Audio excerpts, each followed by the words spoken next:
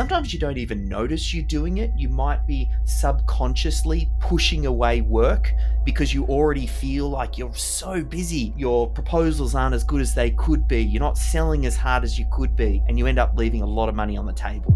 Now, I've always been intrigued about how some businesses grow smoothly and consistently while others stay stuck in chaos, constantly fighting fires, unable to take holidays or vacations, and seeing the business owner become overwhelmed and burnt out. They get into business for freedom, yet a lot of them, they have the complete opposite of that, because if they're not working, their business isn't working. Tune into today's episode where I sit down with systems expert and author David Jenyns. David is the author of Systemology and a powerful new book titled Systems Champion that shows how to simplify processes, empower your team, and create a business that runs without your constant oversight. There's a lot of work out there that builds the case for systems, but not necessarily how to do it. Where do I start? What are the first few systems? How do I get the team on board?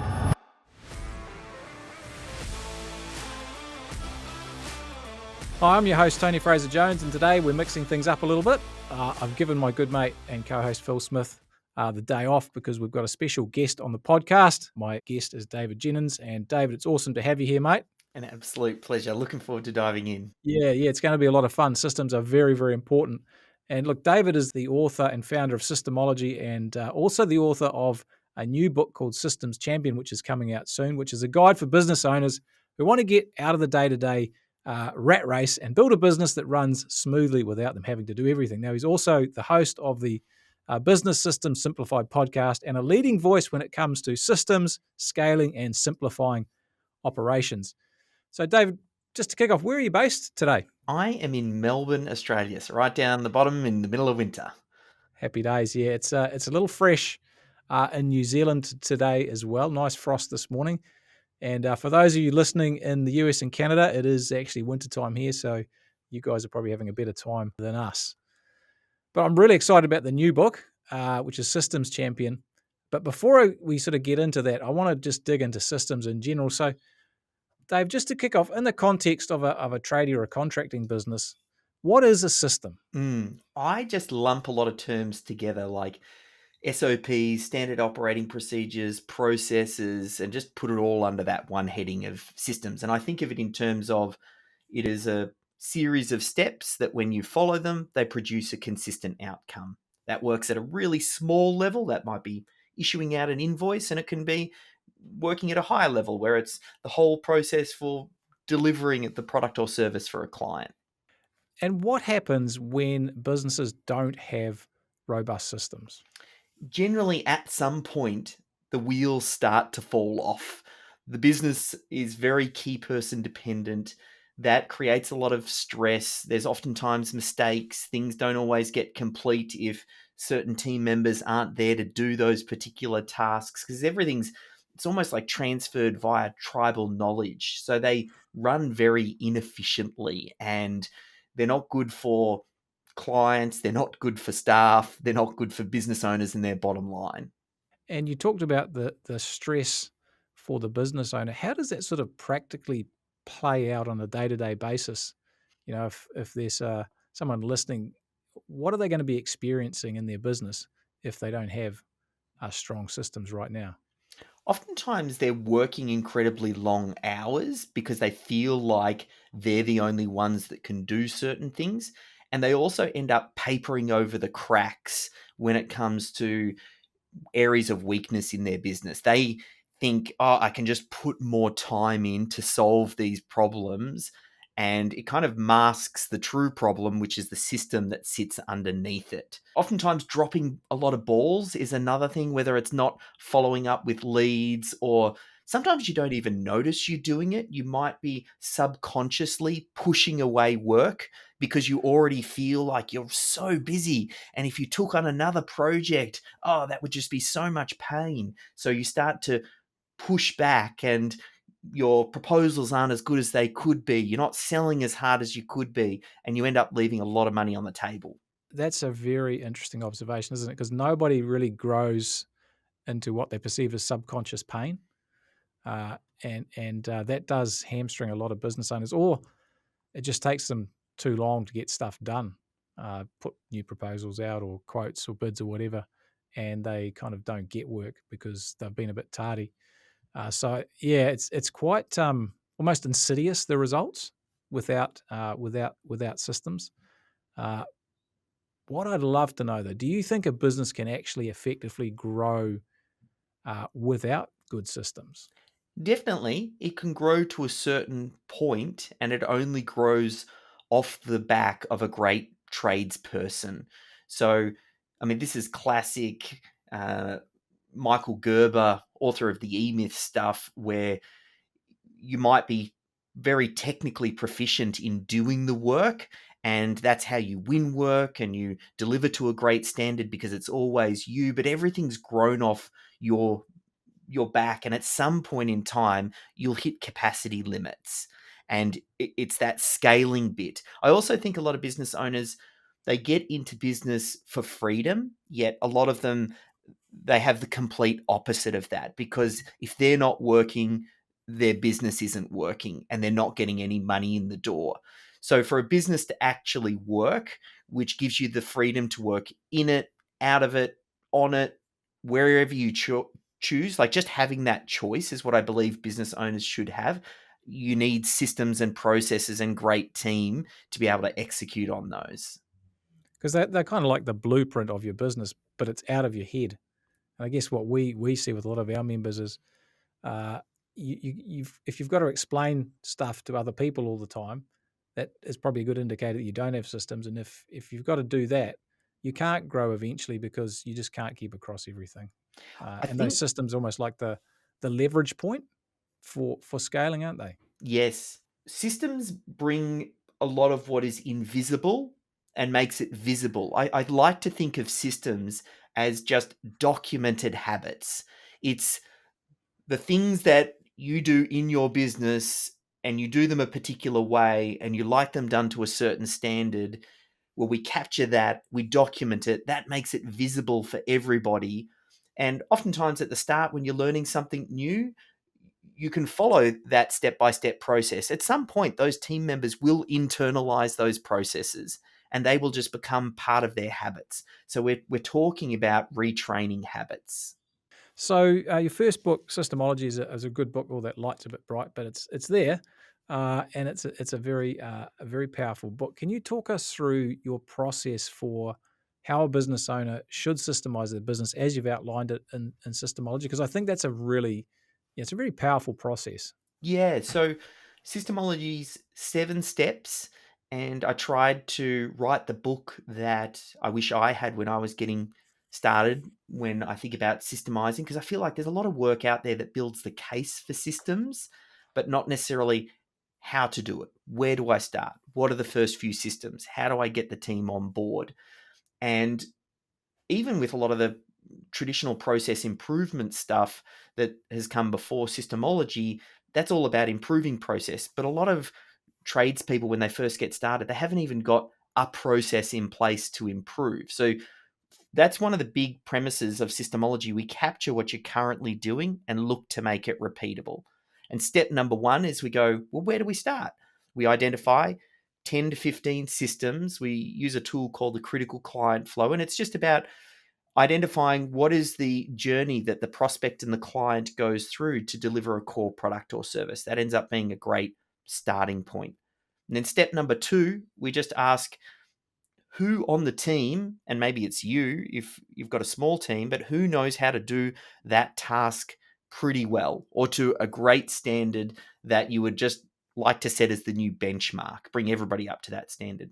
Step number three, we then extract that information out of their brain. We just record them doing the task. It could be on your iPhone. If they're on a computer, it could be a Zoom or a Loom, or there's plenty of different ways. You just record yourself doing it in the moment. Don't try and make it perfect. Don't try and talk through every variation. Just say what happens most of the time, and let's record that. And then step number four is we start to organize that knowledge. We just want to then start to have all of that knowledge in a central location. So the team always knows if they've got a question, well, they go to this single location first. You don't want to have it sitting as a post-it note stuck to someone's computer on a clipboard. in the back of the truck or some notes printed out next to someone's computer. Like you want to have it all in one location. Then we talk about step number 5 is integrate. That's all about getting the team on board. You just want to build up a culture of, hey, this is how we do things here. And systems and processes will help make your job easier. That's a big thing about selling it to your existing team members, is letting them know that this is actually here to make their job easier. Then step number 6 is scale. That's all about beyond what we identified in step number 1, which is the first 10 to 15 systems we start with. What other systems might you need to scale your business? There's probably some finance systems and management systems and recruiting and onboarding systems. And then the last step is optimized. And again, this is probably what makes Systemology a little bit unique. We first focus on repeatability and what works, because tremendous wins can be gained just by making repeatable what's already happening in your business. You don't even need to be world class. And McDonald's is a great example of that. They don't make the world's best hamburger, they just make the most consistent hamburger. So we want to make sure that you deliver consistency. That's what your clients crave. Once you get that consistency in place, then the last step is that optimized step. That's where we can start to introduce, where can AI help? How do we make things more efficient? How do we, you know, cherry pick some of the best processes from profitable tradie and the work that you guys do, and install that and replace existing systems that you've got? It's a really thorough process, and I know some people are listening like, "Oh my goodness, it sounds like a lot of work." I think a term that you might have used is sort of minimum. Minimum viable system. Yeah, because I think that's massive, because in a business, probably 80% of your problems are coming from 20% of the systems, right? Yes. A good, like, the way that I like to think about that is, what is the minimum number of systems that you can identify? Generally, it's about anywhere from 5 to 10 systems per department. So 10 in marketing, 10 in sales, 10 in delivery, 10 in finance, but all of the different departments. If you said, what are the most important systems that, if they weren't done and they weren't done to a particular standard, that department wouldn't be able to deliver what that department is there to deliver to the rest of the business. So marketing's job is to deliver leads, sales's job is to convert those leads. So what needs to be in place for that department to be able to deliver on those promises? If you can identify that and work towards those, we're talking 40, 50 systems inside the business. That can be a complete game changer. Yeah, and we notice with our members and the people we help, even 5 or 6 systems across the business, like a job handover process Yeah. or a pricing system is incredibly powerful, so that you standardize pricing and you have the same the right target margins, and you can actually give that to someone else to do with some solid templates is powerful. An AR process to make sure you get paid, strong invoicing processes, quality assurance checklist, for checking the jobs out in the field before you hand them over. Just doing even 4 or 5 like that just has an incredibly powerful impact on the result of your business and the stress levels, and it boosts the profitability right up. So it's very powerful. But the thing that really is a challenge, I guess, is many business owners struggle to actually systemize their business. Why is that? Oftentimes, the business owner sees systems as important, they're just never urgent. So the business owner has so many things on their plate that they've got to do, and they never get to everything. And generally, they're focusing in on important and urgent. It's the client that's calling them up saying, why isn't my job done? Where's that material? They're going to attend to that stuff first. And systems, because it's never urgent, just remains on the to-do list, and they just don't find the space and the time. Oftentimes as well, even with small teams, your best team members are most busy and they don't have the capacity to work on it. So that's probably one of the biggest reasons people don't get it done. So that sort of systems in general. What actually prompted you to write the new book, Systems Champion? So the first book really has had some great success to connect with business owners. And that's who I wrote it for, because I wanted that book that I would read and I'd go, you know what? I'm not really a systems person, but I could see that systems is possible in my business. That's what I wanted the reader to have, the business owner to go, you know what? Maybe I can give this a little bit of a go. What's happened since writing it? We're about 6 years in now. I've started to identify what are the biggest leverage points in the difference between those that make this work versus those that don't. And the biggest leverage point, the biggest impact, the biggest idea and secret has been this idea of the systems champion.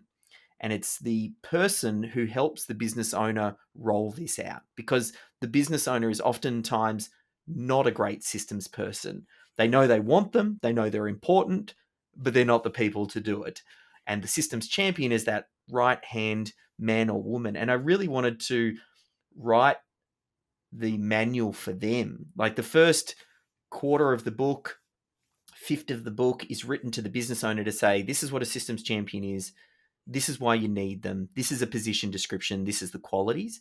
And then the rest of the book is for the systems champion to say, great, now here's what the business owner wants you to do. You're being entrusted uh, to take on this very special, important project, and you will become one of the most valuable team members in the organization.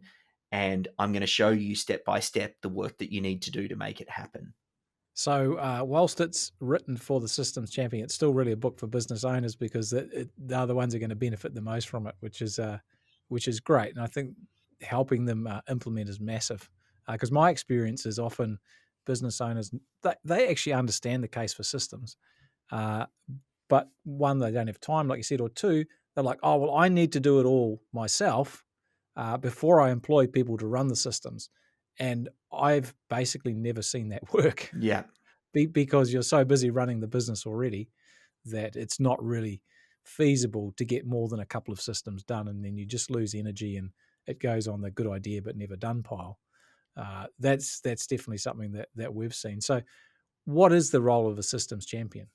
So their role is to be the first supporter, because the business owner does need to lead this. They need to go to the team and say, this is what we're doing. This is important. We're going to put time, money, and resources behind this.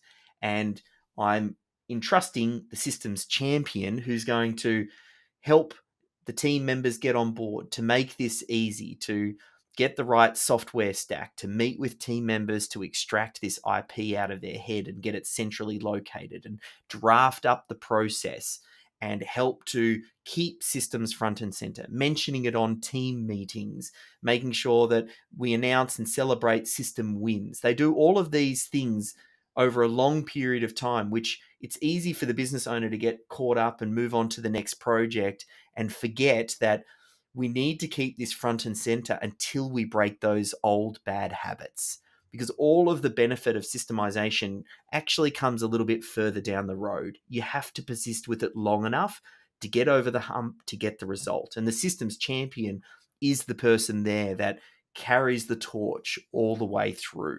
I really like the way that the book is built around the three key pillars. Can you tell us what those three key pillars are in relation to being a systems champion? Yeah, so the first book took you through 7 steps to systemize, which we did a little bit earlier, but a lot of business owners know that building a systemized business, or a business really, is not always a linear path. And sometimes you have to jump around and your business will need different things. So for the next book, I really focused on these 3 pillars, which is about strengthening these 3 areas that will help to build up this systems culture. And the 3 areas are, it's documentation, tools, and culture. And it's all about removing excuses for why team members don't follow process. So all of the different excuses I've heard over the years can generally be grouped into 3 excuses. Team members will say, I didn't know how, as in it wasn't clear to me how to do this particular task. Or they'll say, I didn't know it was expected of me. So I didn't know that you wanted me to do this job by this time. or the last one is I didn't want to. Those three areas, if we reinforce the idea of documentation, tools, and culture, we start to remove those excuses. Because if you have a documented process and you've created a little QR code and you've stuck it to the equipment in the truck and it shows them how to set something up, and all they have to do is scan it on their phone and jump straight to the SOP. They can't say, "Oh, but I didn't know how." Because you say, "Well, it's right there. Like, I've shown you how to do it, and next time follow the process." And then if they say, "I didn't know it was expected of me," if you get some sort of jobs management system in place where you're assigning out tasks and they know who is doing what by when, that then starts to remove the "I didn't know it was expected of me." And then we just get to the last piece, which is the culture piece, which is I didn't want to. Now, this one, generally speaking, the "I didn't want to" usually comes from your existing staff. If you're changing culture, then they're used to doing things a certain way, and now you're trying to change things. Oh, well, the old way worked just fine. Why should I follow this new process? And there's ways to address that, and we want to make sure that they get on board, and we give them every opportunity to jump on board as we build this new culture.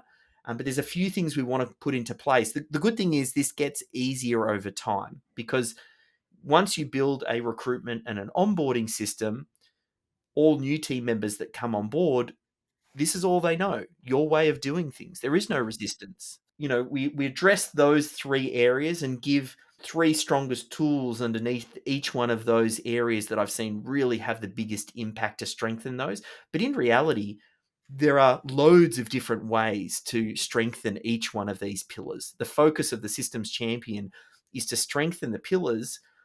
It's not that the systems champion becomes the enforcer. They're not the person who says, you must follow systems. What they're doing is they're empowering the supervisor and the business owner with the right foundations so that there are no excuses. And when the business owner or supervisor needs to enforce, they've got plenty of things to stand on. There's a process. It's clear it was your job. This is how we do things here. Yeah, clarity. It's funny you say clarity because we have a model that we teach our members when they're having challenges with team performance, and it's basically four boxes, and they're all about clarity, clear expectations, clear process and understanding, clear accountability and feedback, and clear coaching and training. And so I think the accountability piece too is very important with systems, isn't it? Because if you've got them in place, there does need to be a process for checking that they're being followed, because that really helps build the culture as well. And if you set and then forget, you'll find that the adherence and the advantage of the system probably falls away. Yes. Once you get those first two handled, and then you really sort of lean into performance management. And you're right, you want to build a culture of transparency and accountability. And that way, everybody's on the same page. Everybody knows who's working on what. Everything's happening visibly. There's no black boxes. Like, black boxes are dangerous inside business. Once you've got that foundation, it's much easier to then start to lean into performance management. And in the book, I talk about even having a system for unfollowed systems. What do you do when someone doesn't follow a process? A lot of business owners, when they're rolling some of these ideas out, or they're systems champions, they might get some resistance, and then they'll forever give the best team members one more chance. Oh, it's John. He's been with me for ages. Look, he's having trouble following the process. I've told him 6 times before, but he's going to get it on the next one. And it just keeps going on and on and on and on. And the reality is, the team members that got you to where you are today may or may not be the same team members that will get you to that next level, unless they grow and evolve, just like you as a business owner. To scale, like we talked about right at the start, you need a process driven business, and you need the whole team on board with this, and you need to draw a line in the sand. You need to give them every opportunity, handhold them, help them, get them on track. But at some point, if someone isn't fitting into this culture, then you will need to cut that out, because it sends the wrong signal. What you tolerate never changes, Yeah. is very powerful. And if you do tolerate stuff, the culture breaks down as well. I love the fact that you bring culture into this because for me, I think Keith Cunningham said culture eats strategy for breakfast. Yeah. And it's so true. I mean, and that goes to hiring as well. And you'll find that some people don't like systems, and they're probably not the people you want to hire either. So, That whole idea up front, like if you stack the deck and you look for people who will follow process as part of your recruitment process, just makes everything so much easier. You, in your position descriptions, you link to different processes and say, hey, this is the type of thing that you're going to be doing. And it starts to repel those that won't fit into your culture and attract those that will. that's a brilliant point. And the market, I talk about the market for talent is the most important sort of market or marketing you'll do, the people you hire. And if you can show and demonstrate in your recruitment processes and even in your job ads that you are a well systemized business, that tells people that you're well organized, that you've thought this thing through, and you will attract much better people. I can just tell people if you're listening that this is just a thing. The cream rises to the top, and it wants to find the best place. So I think that's a massive benefit.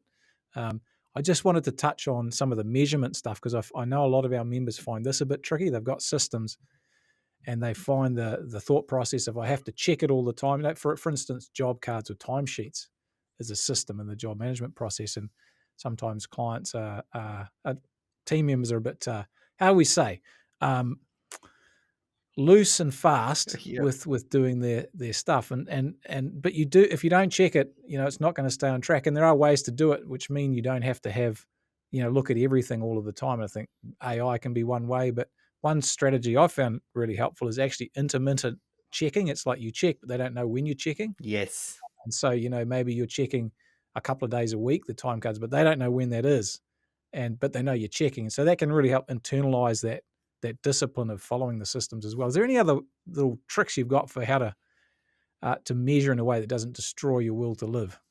I think a big part of it is making things visible, almost like you was saying, checking it intermittently. And just when you ask little questions that kind of give away that you are looking and there is an eye on it, and you want to train your supervisors to do the same. If someone feels like something is being inspected or will be looked at, it's just going to raise them up to that next level. So building this culture of transparent accountability also helps with that. Like you want that to be part of the team culture. As far as like other little techniques, I think, like you said, if you've got tools and everything is visible, I'm actually finding exporting a lot of the data out and then loading it into ChatGPT and asking it questions works really well. So let's say timesheets, for example, and you've got some time tracking software. You can copy and paste out someone's timesheets over the past 3 months and paste it straight in and say, hey, I'm just reviewing this timesheet. Is there any inconsistencies here or anything that I might need to check out on? And you can do that with anything. I'm just finding the more that I can extract out data, as long as it's visible, and then you use AI as a way just to give you those quick questions that then let the person know, hey, I'm looking at this. It's funny when you put a spotlight on something, the behavior changes, which is kind of what we're talking about. And that AI thing is a big deal now, obviously, and I think you describe AI as an amplifier for systemization. So, what are some other practical ways you find that your traders and contractors and other business owners can use AI to systemize and streamline their operations today? Yeah, I think the systems champion and identifying who that person is, that straight away is a huge win. The idea of documentation previously took a lot of time. It's now never been easier, never been faster. We can record things getting done, take the transcripts, feed it into ChatGPT, and very quickly get a drafted process. So that ends up being, you know, a great starting point. Specifically, though, for tradies, once process is actually the first step to leveraging AI better, because you get very clear on what are the key tasks going on in your business. And then it's much easier to ask the question, how can AI help me do that faster, cheaper, and better? So you take processes and you can even feed those back into ChatGPT and then ask it, hey, how would you make this more efficient? What steps could I remove and combine? What AI tools could I use that might be able to take and automate chunks of this? And then you can start to identify the low hanging fruit and where are you dropping the ball. Maybe you're not getting back to people that quickly when they do their inquiry. Okay, so you might investigate some sort of AI voice service can handle some incoming calls and then book them onto your calendar. Or maybe it's quoting. Like there's actually hundreds of opportunities inside the trades based business once you start looking. And the reason I say check and ask ChatGPT first is because that's something that I think anybody listening to this right now could do. Yeah, I think that's the key thing about ChatGPT and a lot of AI. It's got all the answers in there for you if you know how to ask. And so the skill becomes asking. And even you can ask ChatGPT how you should ask, Yeah. which is kind of mad, right? But I think that is huge. So AI is going to make a big impact. But for me, something that I've noticed, and I'd love your take on it, is the thinking of the business owner is very important with systems. So how do you think the business owner's thinking and mindset needs to change to really effectively utilize systems in their business? Mm. I think getting out of the day to day and stopping repeating yourself and answering the same questions will give you the space. I mean, this is classic work on it rather than in it. That's really your first step. Capture what you're doing, making it repeatable, delegate down to less skilled, lower cost team members, sometimes delegate down to robots also. That'll then free you up to have that extra level of thinking, which is really where you should be doing your best, most important work, which is identifying and understanding, well, your business is one big system and there are all of these subsystems, and you understand how little tweaks and things interact all together. And you understand what some of the big problems you've got right now are. Oh, I don't have enough leads. I've got too many leads. I have trouble onboarding. I have trouble delivering my products and service. You, as a business owner, you want to be able to identify the biggest problems and go to work on those. Most business owners, when they get to a certain size and they're a very small team and they haven't yet got process, they're just solving little problems and they're solving them again and again and again. They're answering the same question that they've answered 100 times before. So I actually think, yeah, that first step is getting out. And then I actually think business owners working on systems is a good idea because they're great problem solvers and they can be very strategic. You just want to make sure the right infrastructure is around them, that systems champion, which makes it easy because some of this stuff also doesn't naturally come to the business owner. Yeah, yeah. And it's all about understanding that if you've got to do something or solve a problem two or three times or answer the same question two or three times or more, that's a pretty good indication that there's a systems answer there. And it's also when you have consistent team issues, performance issues, it's really it's a good mindset to get into to look at your system and try and solve that problem. And then if you've got a good system and obviously the problem continues, then you've got a performance issue. And I find, I'm not sure if you see it, but sometimes a lot of owners, particularly tradespeople and contractors, are so good at doing the actual technical work or even the pricing work, which is technical work really, struggled to see how anyone else could do it Yes. as well as them, and there's a control issue, Yeah. uh, and I think that's a big challenge as well. I keep coming back to Michael Gerber. He wrote a book called The EMyth. It's the classic book on business systems. And I talk about it in the Systemology book. I had the good fortune of working with him. So a lot of his teachings kind of really transferred through to me. But he talks about this idea of the technician having an entrepreneurial seizure.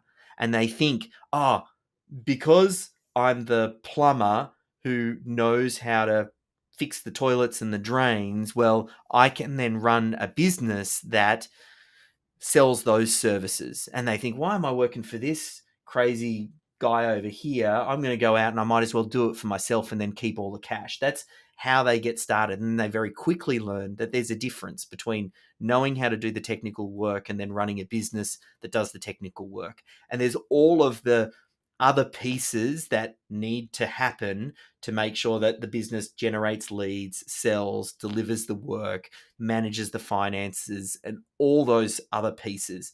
And they're generally very strong at one or two things. Like you said, maybe it's pricing, maybe it's going out doing the work, maybe it's selling. Like they're usually very strong at that one thing. And that's the thing that they find hardest to let go because they think, nobody can do it as well as I can. I understand this, to a great detail. And it's a bit hard because all of that bad behavior or that them solving it and them doing it actually resulted in the business being successful, and it's grown it up to a certain size. So they that's all reinforced, which then makes it hard to let go of, which is actually what you need to do to grow through to that next level. And sometimes, like, just having a skilled systems champion sit alongside you, record you do that same thing that you think you do magically well, get them to record it 5 or 6 times, transcribe it, throw it into ChatGPT, ask for that draft, and you'll be surprised. Oh, wow, I didn't even realize, but there is a process in the way that I'm doing things. I'm subconsciously following these steps. It's this habit. And as I said, all we're doing is process is about documenting habits and making what's invisible visible. Yeah, that's a great explanation because once they see it out there in front of them on paper, they're like, oh, well, actually, I can see how Bob or Joe or Mary could actually probably do quite a bit of this. Yeah, And we might have to do a bit of training here or there, but man, if I free that up, even if they're 90% good, this is going to be a game changer. So it's gold. Now, David, the Systems Champion, it's a practical book. It's very clever, and it's got a bunch of great tools in it to actually help the Systems Champion and the business owner act on it. It feels a bit to me like you've actually created a system for the reader to create their Systems Champion. Is that kind of what it was about? that's 100%. I can't help but see everything as a system. Whenever I look at any problem in business, I always go, it's a systems problem, for better or for worse. I can't help myself. So this is an area that I know has tremendous impact. So I thought, what is the system to do this consistently and at scale? And then I wrote the book to really speak to that. Yeah, it's very practical. It's when's it going to be released? Because it's not out quite yet, but very soon. Yes, so it will come out late July, early August. We're just waiting for Audible. I know some people prefer the audio version of a book, and I read it, and now it's with the editor, and we're just waiting for that, and then it has to go through Audible. Yeah, so that's cool. So it's coming. I'd love to know if the listeners want to reach out and find out a little bit more about what you do and how to get hold of the book and your work. What's the best way for them to do that? They can just go to systemology.com. There's plenty of links to extra resources, my original book, YouTube channel, lots of things to help you get started. Definitely check that out because systems are absolutely critical. They're how you leverage your business. They're how you get the stuff out of your head, get it on paper, and other people and technology, other people can do it, which is amazing. Mate, this has been fun. Really appreciate your sharing with us today. And there's so much gold in this episode. It's going to be very, very useful for everyone listening. So appreciate you, man. An absolute pleasure. Thank you. Congratulations on being part of a select group of savvy business owners who are taking their businesses to the next level. And to help you on your journey, don't forget to check out our show notes for a copy of our free book, The Profitable Tradie, and other valuable resources. Thanks for being a part of this special group, and we'll see you in the next episode of the Profitable Tradie podcast.